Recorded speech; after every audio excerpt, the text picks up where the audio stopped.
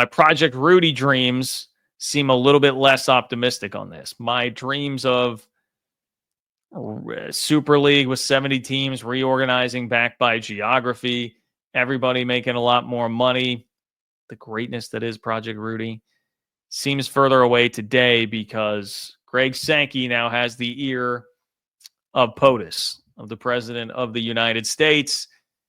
So does Pete Bavacqua, who's the athletic director at Notre Dame. Now, is this, though, just all a direct response to Cody Campbell, the Big 12 secret weapon, who has a direct line to Trump himself? I would actually argue it's really another sign, like I told you, that the SEC is pretty damn bothered and concerned and worried about the Big 12 secret weapon, Cody Campbell. So let's get into this part of the story, because this, to me, was actually the most interesting part of the story. House settlement, we knew it was coming. We've all discussed this and had the same really debates around how effective this will be already. We have not talked about this, okay? So let's go back a month or so now, right? Quick refresher. Cody Campbell, multi-billionaire Texas Tech booster. He gets positioned as the co-chair of the Presidential Commission on College Sports along with Nick Sabin. Cody Campbell he's a billionaire, direct line to the president. You can make the connection there. That's, tends to be who he hangs out with. You can see why he's running in the same circles as Donald Trump. So is there then a possibility to get some real help from the president and or Congress to push forward ideas like Project Rudy, which Cody Campbell has essentially argued for? He has written a lot on the Federalist about the future of college sports, and he wants a lot of the same things that Nick Saban and the SEC and Big Ten do. They don't want athletes to be employees. They want to make sure that individual states cannot have different NIL laws to try and produce a competitive advantage for schools in their state. And they want some sort of codifying of the House settlement so that they can't be sued into oblivion all the time. These are things all those guys would agree on. Nick Saban was supposed to be the other co-chair of the Presidential Commission along with Cody Campbell. But where Cody Campbell has taken it a step further in his writing is to say, hey, we need to use the Sports Broadcasting Act of 1961 so that everybody will pool together their TV rights. We sell it as one big package like the NFL does. That's going to be the best case for everybody. And that ties right into Project Rudy, which would do that for the top 70 teams. They would keep 70 teams there. The money would still be dispersed unevenly. It would skew toward the better teams that are winning and or have bigger brands, right? But then you would divide the conferences back up by geography, which would also save teams a lot of money and travel. And that's kind of the genesis and the idea there. And I said when that happened, like, this is great. This is great if you're a Big 12 fan. A guy that is friends with Trump, has his ear, is the co-chair of this commission, and then it started to seem like really was like the chair of the commission. Yes, we might have a shot here. But I also said the SEC and Big Ten are going to hate this. Like, they're going to hate that. They don't want – the Big 12 has gotten too close for comfort now in terms of like where actual power could come down in all of this. And it looks like I was right. Because immediately Nick Saban started to backpedal. He's saying publicly like, oh, we don't actually need a commission. Then the commission does get postponed for now. They're saying because they want to give Congress a chance to actually do something about all this. But now we also have this, okay? We got reporting today from Ross Dellinger that U.S. President Donald Trump is scheduled to host two of college football's most influential leaders Sunday. So that was today at his golf course in New Jersey. Notre Dame Athletic Director Pete Bavacqua and SEC Commissioner Greg Sankey are planning to golf with the president at Trump National Golf Club in Bedminster, an invitation extended to them by the White House. The three men are expected to discuss the future of college athletics as Trump explores his involvement in the rapidly changing industry. Boy. As a Big 12 fan, that's one that you read and you're just like, damn.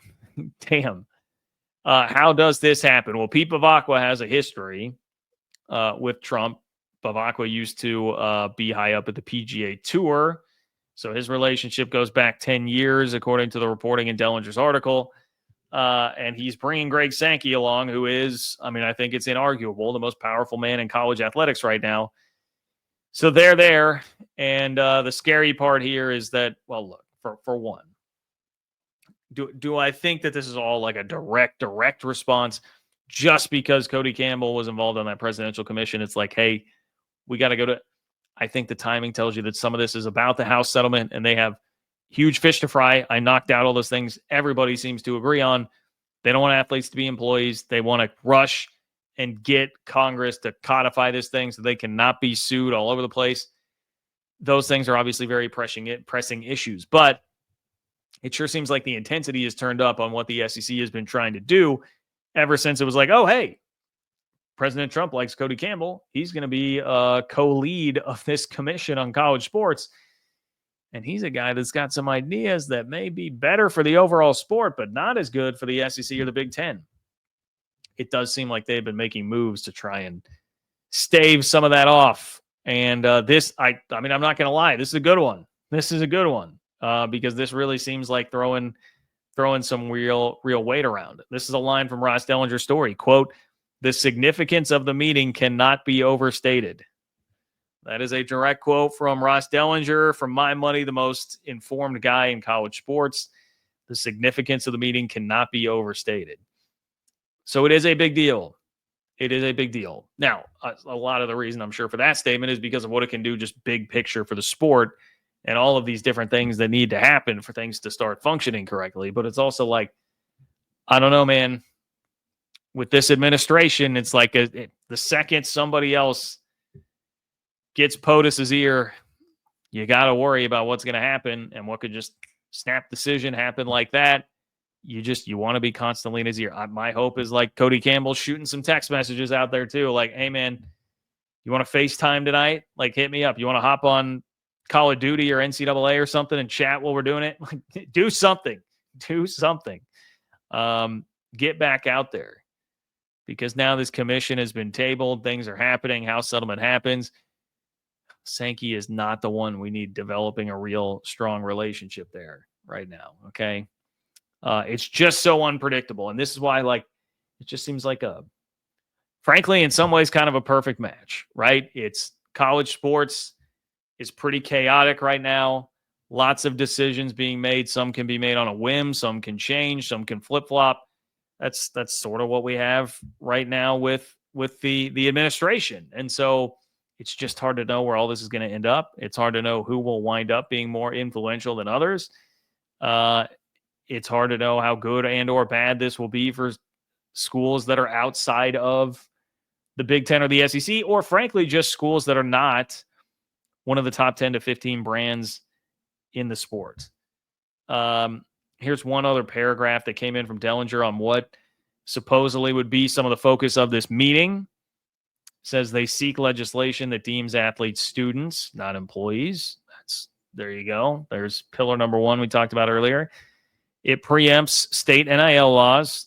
There you go. Bingo. Had that earlier. They want to make sure it's just a uniform rule there. You can't have states jockeying for how much they can tinker with their laws to help the schools in state. And they want protection for the NCAA and power conferences to enforce rules without legal challenges. Again, codify the House settlement, allow it to block us getting sued into oblivion by people coming after Title IX, people coming after compensation limits, all of that stuff. Dellinger also pointed out next week the 13th congressional hearing related to college sports will unfold. That is pretty crazy. 13th congressional hearing. This one from members of a subgroup of the House Energy and Commerce Committee. A new House bill is expected to be introduced next week as well. Okay, there you go. New House bill expected to be introduced next week. So great news for all of you who are sick, absolutely sick of having lawsuits and like things tied up in court and like, you know, what's going on in Congress, all these. It's just going to combine together with a bill, and we're going to have to wait it out and see what happens there with, you know, people in Congress who clearly can't agree on anything or ever get much of anything done. So I don't know. It's June. We're getting actually like halfway close now to like the season being here. I do desperately just want to, like, can we talk about who's got the most explosive skill position players in the country or conference or whatever, something like that. It's wild how different this is than it was 10 years ago. You know, I was doing a radio show regularly 10 years ago, started like in 2014 as main host there. And it's like, man, the stuff we were talking about in the summer then, so different. Hey, does this linebacking core match up with the 1998 K-State linebacking core? Boy, that is not a topic anymore. We are taking much different content head on.